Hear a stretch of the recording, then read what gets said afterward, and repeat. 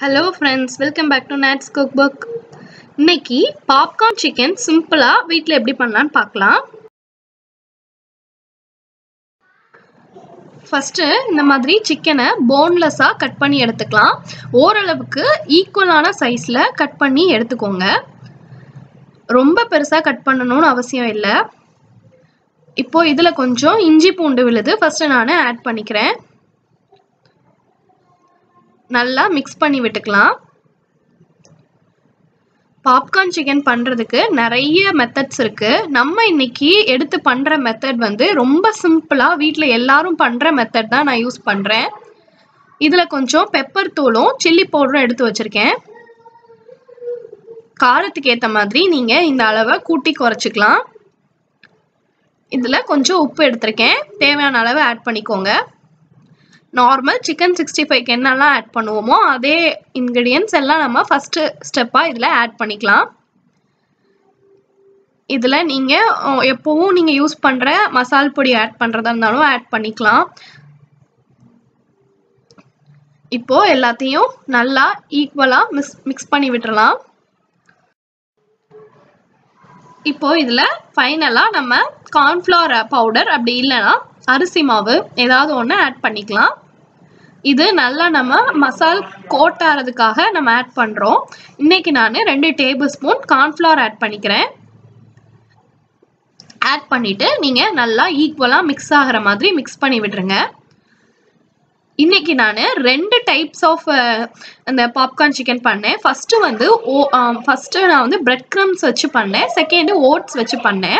ரெண்டுமே taste wise ரொம்பவே நல்லா இருந்தது. டெக்ஸ்சர் வந்து பிரெட் கிரம்ஸோட ஓட்ஸில் பண்ணுறப்போ ரொம்ப நல்லா இருந்தது. இப்போ ஃபர்ஸ்ட் பவுலில் நான் எக்கோட ஒயிட் மட்டும் எடுத்திருக்கேன். 2 எக்கோட ஒயிட் எடுத்திருக்கேன். இதில் கொஞ்சம் பிரெட் கிரம்ஸ் எடுத்திருக்கேன். இப்போ நம்ம என்ன பண்ண போறோம்னா இந்த கலந்து வச்சிருக்க சிக்கனை ஃபர்ஸ்ட் இந்த எக்கோட ஒயிட்ல டிப் பண்ண போறோம். அதுக்கப்புறம் இந்த பிரெட் கிரம்ஸ்ல ஒரு தடவை டிப் பண்ணி தனியா ஒரு பிளேட்ல வைக்க போறோம்.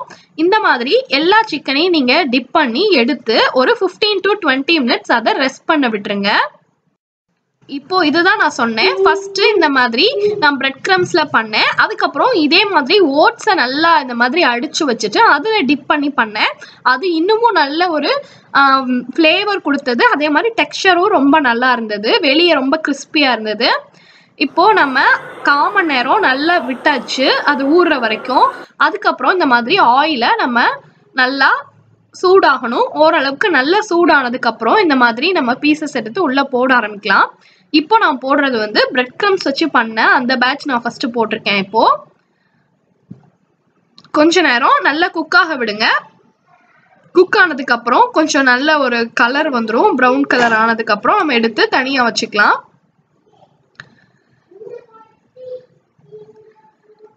சிம்பிளான வீட்லயே நம்ம செய்யற மாதிரியான ஒரு ப்ராசஸ் இது. ஸோ எல்லாருமே கண்டிப்பாக ட்ரை பண்ணி பாருங்க.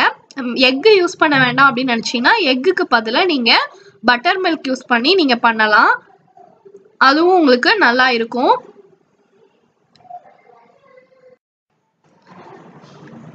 பாருங்க ஓரளவுக்கு நல்லா குக் ஆயிடுச்சு. அப்பப்போ பெரட்டி விட்டுருங்க. பெரட்டி விட்டுட்டு இந்த மாதிரி கலர் சேஞ்ச் ஆனதுக்கப்புறம் எடுங்க. இப்போ இது பிரெட் கிரம்ஸ் வச்சு பண்ணது நல்லா சாஃப்டாக இருந்தது. பார்க்குறப்போ உங்களுக்கு வந்து நல்லா க்ரன்ச்சியாக இருக்கும். இதே இது ஓட்ஸ் வச்சு பண்ணது எப்படி இருந்தது அப்படின்றதையும் நான் உங்களுக்கு காட்டுறேன். இது நான் ஓட்ஸ் வச்சு பண்ண பேட்ச். இது கொஞ்சம் டிஃப்ரெண்ட் டெக்ஸ்சர் இருந்தது. அதே மாதிரி டேஸ்ட்டும் ரொம்ப நல்லா இருந்தது. சாஸோட கம்பைன் பண்ணி சாப்பிட்றப்போ ரொம்ப டேஸ்ட்டாக இருந்தது. நீங்களும் கண்டிப்பாக ஒரு தடவை உங்கள் வீட்டில் இந்த ரெசிபியை ட்ரை பண்ணி பார்த்துட்டு எப்படி இருந்ததுன்னு கமெண்ட்ஸில் என்னோட ஷேர் பண்ணுங்கள். நம்ம சேனலை சப்ஸ்கிரைப் பண்ணுங்கள். தேங்க்யூ.